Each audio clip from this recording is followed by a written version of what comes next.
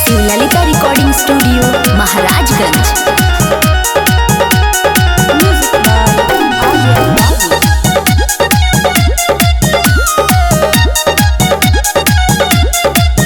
अरे बावे न हमरा में कमी हो, लभ कॉलो न जोड़ी जमी हो। अरे दूर हट रे सुना का। अरे बावे न हमरा में कमी हो, लभ कॉलो न जोड़ी जमी हो। बावे गारंटी टेंशन रही न को कौन लाफड़ा के।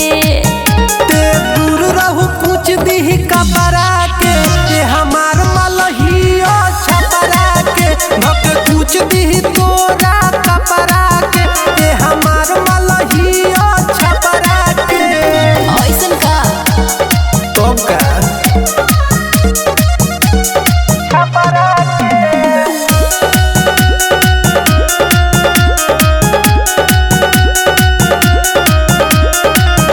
भाव बड़ी खात बड़ा फोटो तनी खुद से।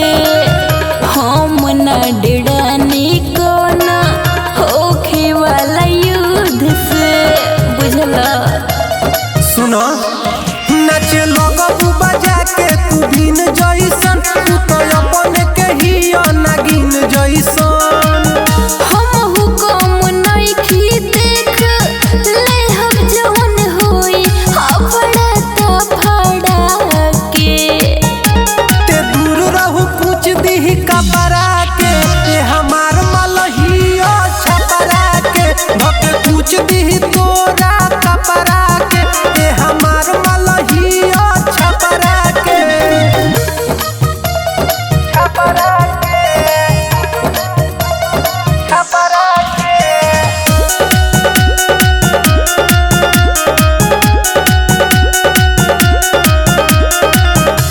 राजा रूपे से तना कोरोना बढ़ाई।